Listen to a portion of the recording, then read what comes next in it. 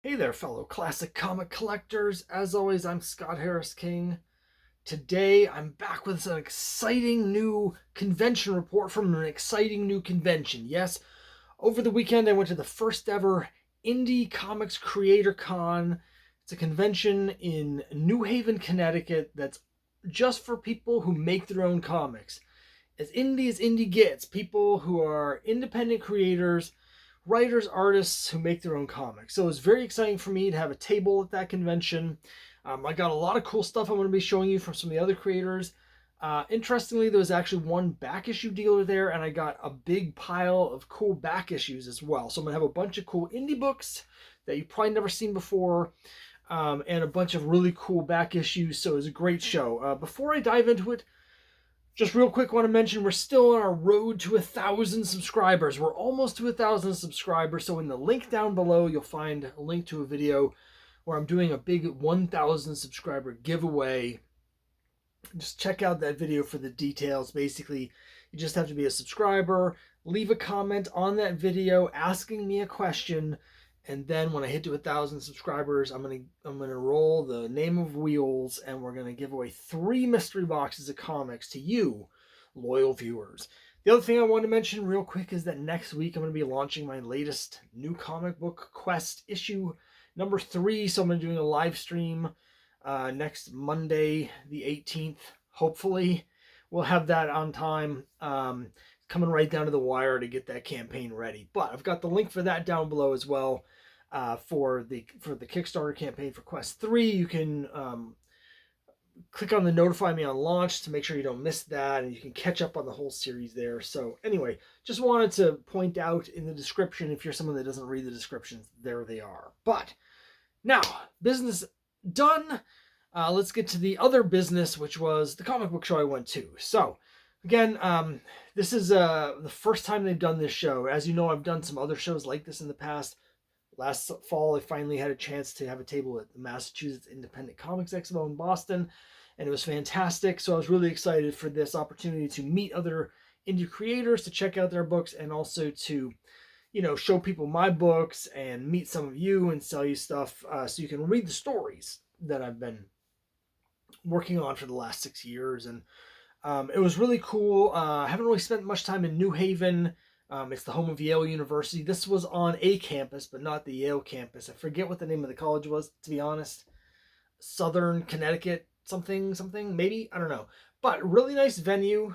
Very easy to get to New Haven. You can just pop up 95 from New York, or down 95 from Boston. You can, from all points north, down 91. Like, it's very easy to get to, so it's centrally located. A lot of people turned out, and it was an interesting show for me. It's the first year of the show, and so what we got really was a lot of people that were really interested, a lot of really interesting conversations for people that were really enthusiastic about comics, about making comics, a lot of people with questions about, making comics and stuff. It was great to meet all those people. Not as many people necessarily buying things. I think there's a lot of curiosity about what an indie creator Comic Con is, because a lot of people these days, when they hear Comic Con, they're used to going in and there's a bunch of wrestlers that are like signing autographs, not that many comics, and people a lot of times don't even get to Artist Alley in the way in the back of the convention, right? But since this is just Artist Alley, there's a lot of people that I think were just showing up because they wanted to know what it was about. So it led to a lot of really cool, meeting a lot of cool people, and again, a lot of cool conversations with people that were enthusiastic about comics. Sales for me were a little weird. Historically, Cthulhu versus Uncle Sam, my series, set in World War II, about the Axis powers trying to summon Cthulhu to win the war. Uncle Sam has to stop them. That is usually my bestseller. I usually sell more copies of that than anything else, and then I have a bunch of prints that I sell, and usually my Cthulhu prints from that series are what I sell. People buy those. And in this show, I didn't sell any of either of those things. No issues, no prints. But instead, what I was selling was Quest, particularly my D&D module variants. Those did really well. I had lots of people buying those. Now, most of the people buying them were the other creators there. It was sort of like we were passing each other money. Like there was one point where a creator came and bought something from me for $15, and then 10 minutes later I went to their table and I bought something from them for $15. So we're just passing it back and forth.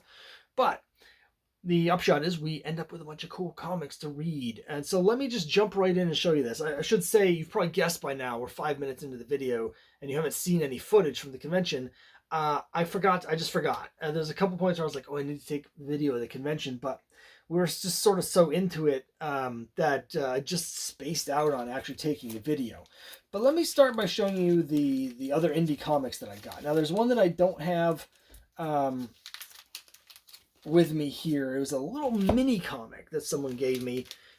Came by the table and was nice enough to give me, and that was it's called Motor Cyclops, and it's about a being who's half man and half motorcycle. So it's kind of like actually like a centaur, but a motorcycle centaur called Motor Cyclops. So that was really fun.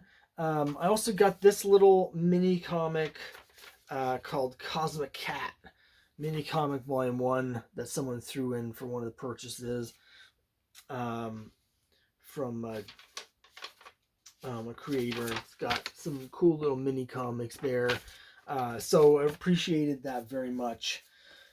But I also bought a bunch of things, so let me jump into the stuff that I bought. There's a couple things in particular I want to save for the end of this, because there's something I know that longtime viewers are going to be so excited to see. But let's start with some of the purchases that I made. I met some creators that I knew from the internet. I met a number of creators that I've met at other shows. But there's a bunch of new people that I haven't seen before. A bunch of titles and comics that I've never seen before. Here's one called Neighborly Detective Company. Got issue 1. I think they had 5 issues out, maybe. So this was interesting. I read some of these. I read at the hotel then, after I went back to the hotel, and this one was jumping all over. There's like all these plot threads taking place in different time periods, different decades, different centuries, different millennia, and it was jumping back and forth. And there is an old woman who's a detective in it. So I love that. I love detectives, old ladies. And old ladies specifically who are detectives. So it was right up my alley for that. I also picked up, this is Neon Spring issue 0, which has some really cool artwork in it. It's like a cyberpunk thing with pleasure robots. Not the only comic I got that had to do with robots that are designed for intercourse. So, but I'm saving one of those for the end because, again, anyway, you'll see in a second.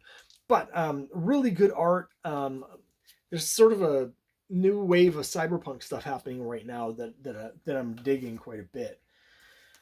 I also got Laser Brain Comics,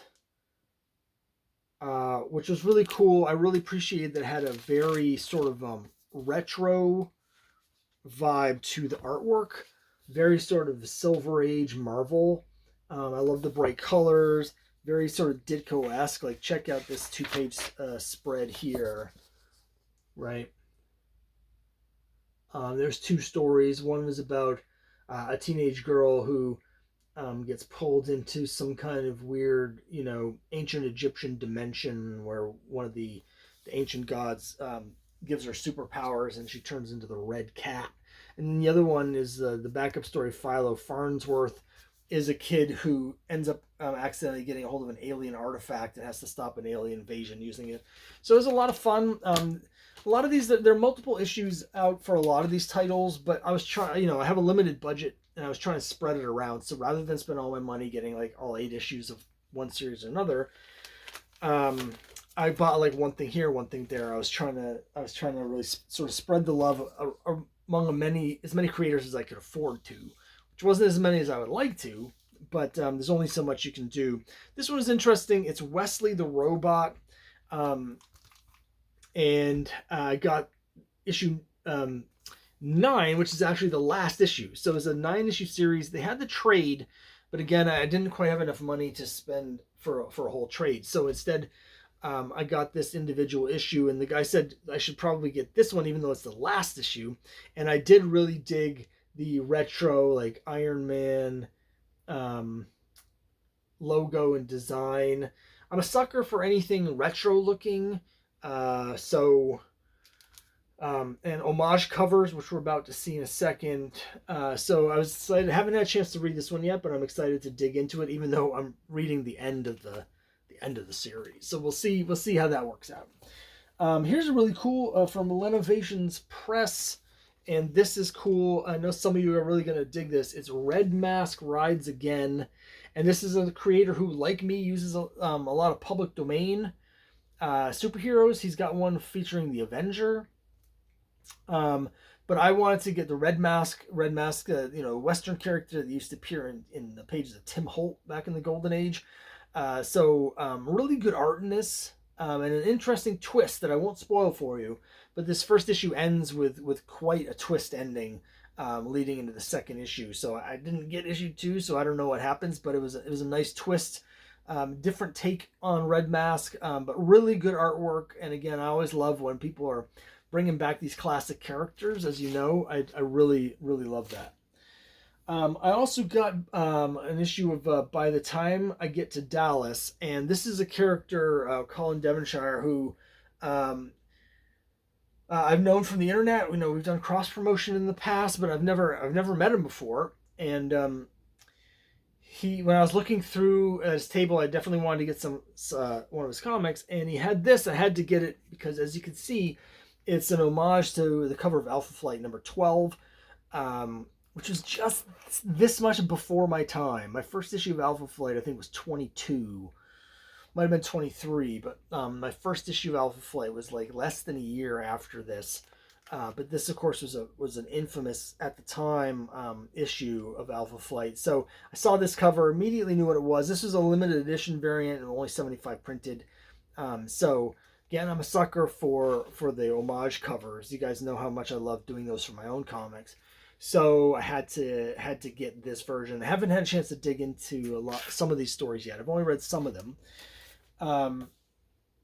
But I have read the next one, and actually it was really cool. This is another one that has to do with robots designed for love. But as you can see, it's sort of a romance comic, but it's actually more of a workplace dramedy, I would say. A lot of office politics.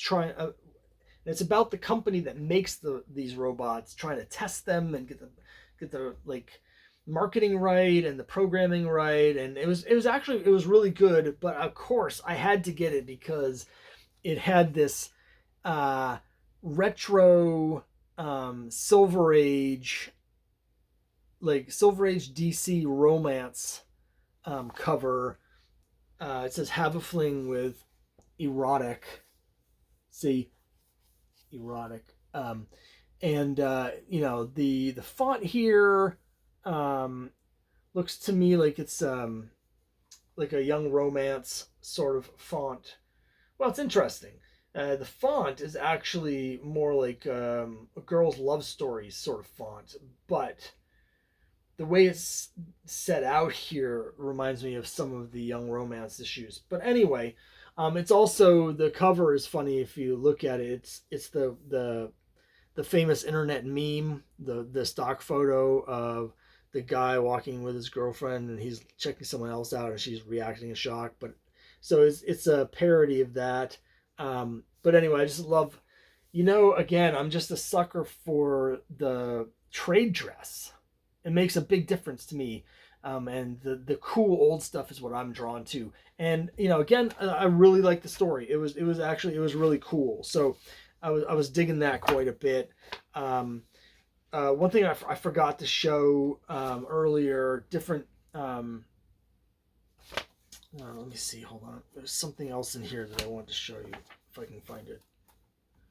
Oh, well, I don't know where it went.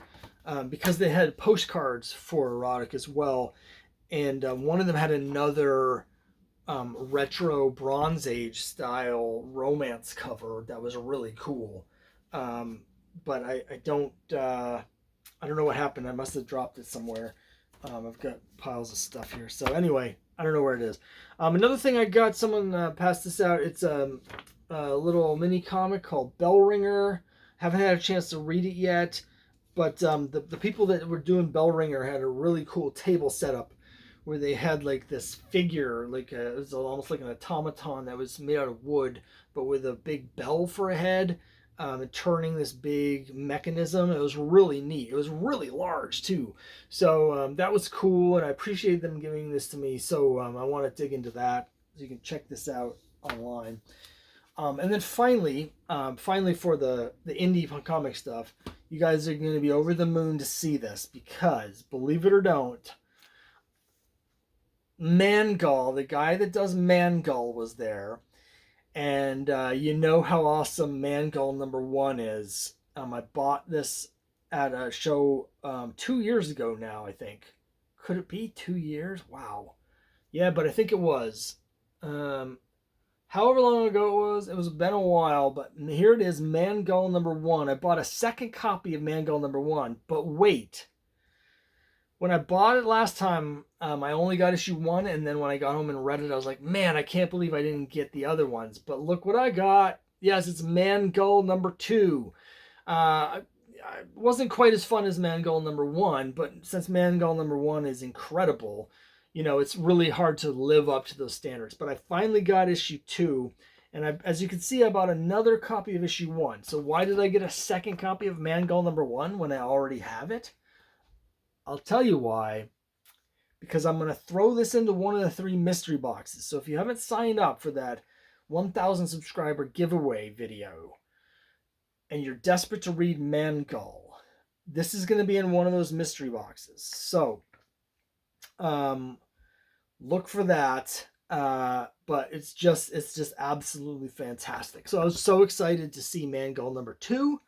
And I'm excited to be able to share the experience of Mangull #1 with people. And for those who haven't seen my previous video about it, it's about a seagull who is affected by environmental disasters and global warming and pollution and stuff, and decides to take revenge. And he pecks a guy's arms off, somehow grafts them to himself, and then runs around killing people with his giant arms after he's become the vengeful Mangull. It's amazing, and there's a lot less Mangull in Mangull #2 than in issue 1, but there is some at the end, and it lives up to. It's worth the wait. So very excited for that. So all in all, a great show. I'm looking forward to hopefully doing it again. My brother-in-law and his family live down in Connecticut, about 45 minutes from where the show is in New Haven. So it's like, it's a 3-hour drive for us to get to their house. So this was great because it gave us an excuse. We're all going to be in the area. They came up to see the show, and then we hung out with them. So it's really nice in terms of conventions to be able to sort of bundle that together. So hopefully they'll do it again. And, I thought it was a really good first year. And hopefully, after people in the community in the area know more about it, it'll build some momentum in the future years because, there's a lot of great stuff there. The vibes were great. The venue is like, the space was really nice. There were some logistical issues getting in and out of the venue, but the space itself was very nice. So, all in all, it was a really well run show. And hopefully we'll do it again next year. So it's very exciting. Now, part 2 is the one thing that's slightly odd is that even though it was all about indie comics and people who make stuff like Mangull, there was one back issue dealer there. Now I talked to the dealer, and basically it turned out that he knew a guy that was helping organize the convention, and he lives like less than 5 minutes from the venue. So his house is like right next to the venue. And so basically, they gave him a table, and he had a bunch of back issues, and he had some really cool stuff. He had some 3-packs. He had some sealed 3-packs. He had a couple sealed DC 2-packs, not Tupac, but like those, except it's a sealed pack with 2 comics from the 70s. And so those are all really cool. He had some neat stuff, right? But what he particularly had was about, I don't know, 40 or 50 Charlton horror comics that were dirt cheap. And some of them, I mean, basically they were all priced at $3, except for one that I'll show you, regardless of condition. And so there's a few that are lower grade, but there's some in here that are actually quite nice. Quite nice. And they're all $3 each, except for the one I'll show you at the end. So basically what I did is I went through and I just looked for the cool covers. And I also got a bunch of issues of Midnight Tales because I just love the design. I love all the covers of that. They're just, it's got a cool EC vibe that I dig. So I went through, I just picked out the cool covers, a lot of like weird painted Charlton covers. So let me just show you these. Many Ghosts of Dr. Graves, number 51.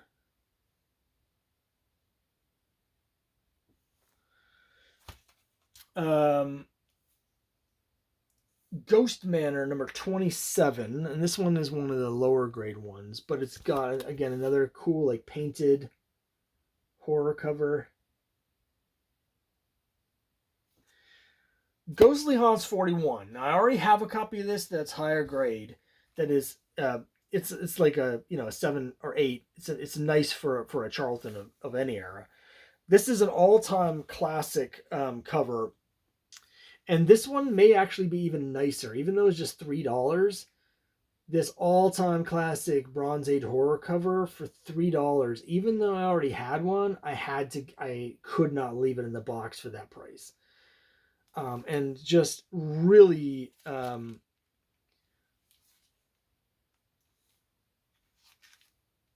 looks very nice. I think it actually might have some water damage, some rippling.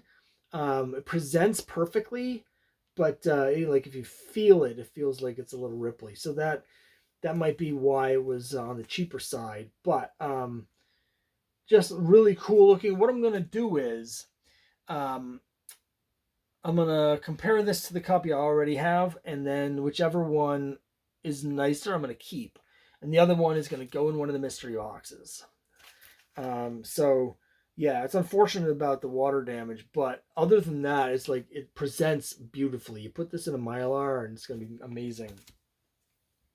Ghostly Haunts, number 48.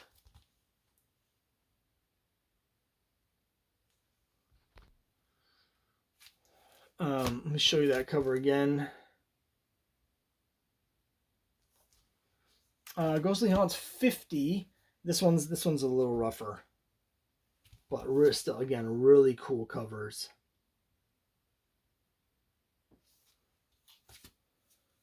Ghostly Tales 91, which has a great. First of all, I love the yellow covers, but it's got this great cover with the mermaids killing this guy in the background. We dare you to read this chilling tale of the Bloody Mermaid by Sanho Kim. Real cool. Here's a very late Charlton. This cover dated December 82, and again in quite nice condition. Slight like spine roll, I want to say, a little at the bottom. Never seen this before. Really cool cover. Not the easiest era to find Charltons from. And here come the Midnight Tales. Again, grades are kind of all over the place for these, but some of them are pretty nice. Earlier ones are a little more beat up. Number 4, he had like most of the run, as you'll see. And I grabbed them all. I own some of these already, but I didn't even look to see what issues. And Wayne Howard has some really great detailed art here. Great colors on this. Check out the vibrant, vivid colors here on issue 6.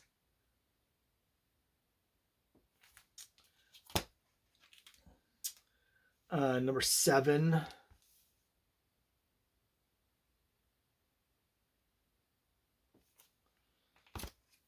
Number 8.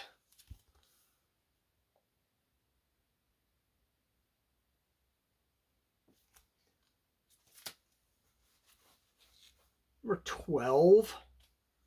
And some of these issues, I mean, it's classic Charlton. It's miscut a little bit, but it's in really nice condition. And I've never seen some of these later issues before. Usually if I see Midnight Tales, it's like the first 7 or 8 issues. So I've never seen any of these before. 13.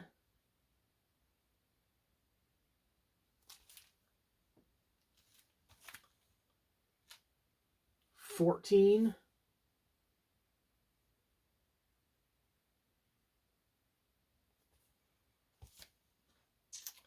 15. It's quite badly miscut. Like, very badly miscut. 15.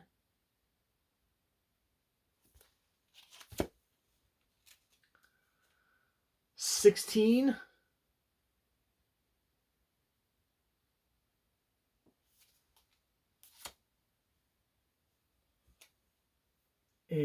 18.